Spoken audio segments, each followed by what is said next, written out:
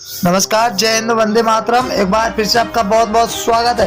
कर्नाटक विधानसभा चुनाव का बिगुल बज चुका है और कर्नाटक के अंदर चुनावी तारीखें भी घोषित हो चुकी है। 2023 के इसी साल के मई महीने के अंदर विधानसभा चुनाव है और विधानसभा चुनाव से पहले आपको बता दें कि कर्नाटक के अंदर कई पार्टियों ने अब की बार दखलंदाजी शुरू कर दी है। तो अब की बार देखा जाए तो किसकी बनेगी सरकार कर्नाटक के अंदर।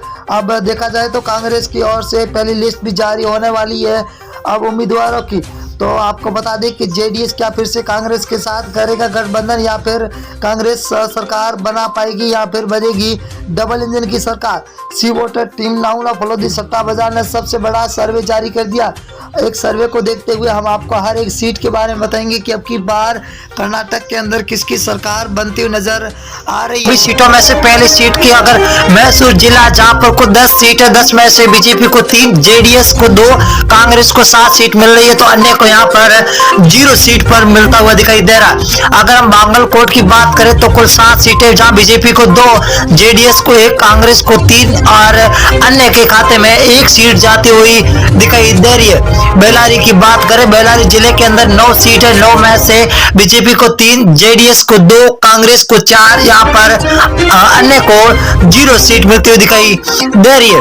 अगर हम धारवाड़ की बात करें तो कुल 7 सीट है, 7 में से बीजेपी को 3, जेडीएस को 1, कांग्रेस को 2 सीट, यहाँ पर अन्य का खाता खोलता हुआ दिखाई दे रहा, अन्य को 1 सीट मिलती हुई दिखाई दे रही है। अगर हम कोलार जिले की बात करें तो कुल 5 सीट है, 5 में से बीजेपी को 2, जेडीएस को 0, कांग्रेस यहाँ पर 3 पर है तो यहाँ पर अन्य को 0 सीट मिलती हुई दिखाई दे रही है। उत्तर कन्नड़ की बात करें तो कुल 6 सीट है, 6 में से बीजेपी को 2, जेडीएस 0 पर है तो कांग्रेस यहाँ पर 4 सीटों पर सबसे आगे चलती हुई दिखाई दे रही है।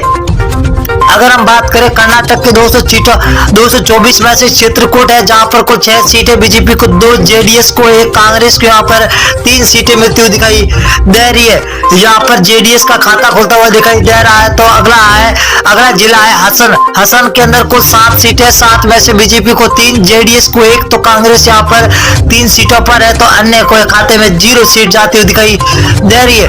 अगली विधानसभा है बीवीएम पश्चिमी दक्षिण जहां पर कुल 8 सीटें हैं, 8 में से बीजेपी को 3, जेडीएस 0 पर है तो कांग्रेस 4 सीट पर, अन्य को खाते में 1 सीट जाती हुई दिखाई दे रही है। बीवीएमपी मध्य जहां पर कुल 8 सीटें, 8 में से बीजेपी को 2, जेडीएस को 1, कांग्रेस को 4 सीटें मिलती हुई दिखाई दे रही है। यहाँ पर बीजेपी और कांग्रेस बीच में सीधी टक्कर होती हुई दिखाई दे रही है।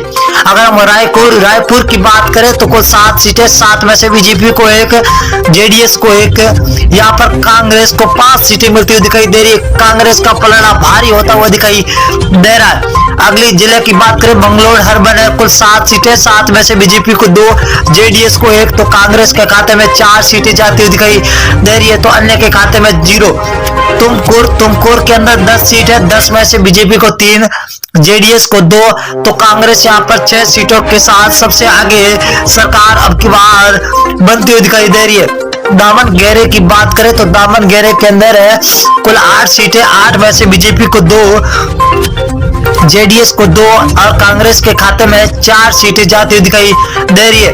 अगर बेलगाम की बात करें तो 18 सीटें, ये बहुत ही बड़ी विधानसभा है, कुल 6 सीटें, 6 में 18 है, 18 बीजेपी को 6, जेडीएस को 2 और कांग्रेस को 9 सीट मिल रही है तो अन्य के खाते में 0 जाती हुई दिखाई दे रही है। बीवीएमपी उत्तर इसकी बात करें तो 8 सीटें, कुल 8 में से बीजेपी को 1, जेडीएस को 1, कांग्रेस के खाते में 4 तो अन्य के खाते में 2 सीटें जाती हुई दिखाई दे रही है। शिमोगा की बात करें तो कुल 7 सीटें, 7 में से बीजेपी को 2, जेडीएस 0 पर है तो यहाँ पर कांग्रेस का 5 सीटों के साथ सबसे आगे चलना यहाँ पर बताया जा रहा है। अगली विधानसभा की बात करें तो बीजापुर जिला है जहां पर कुल 8 सीटें, बीजेपी को 4, जेडीएस को 1, कांग्रेस के खाते में 3 सीटें जा रही है तो अन्य को 0 सीट मिलती हुई दिखाई दे रही है।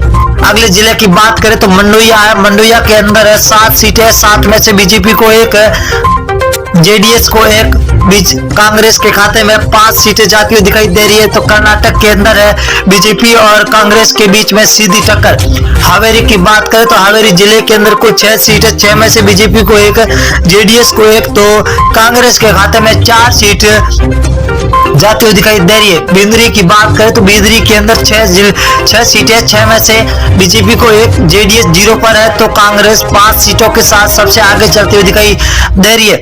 गुलबर्गा की बात करें तो गुलबर्गा जिले के अंदर 9 विधानसभा है, जहां बीजेपी को 4, जेडीएस को 2, कांग्रेस को 2 सीटें मिलती हुई दिखाई दे रही है। अगली विधानसभा की और बात करेंगे तो चिकमगलूर है, जहां पर कुल 5 सीटें, 5 में से बीजेपी को 3, जेडीएस को 1, तो कांग्रेस को 1 सीट मिलती हुई दिखाई दे रही है।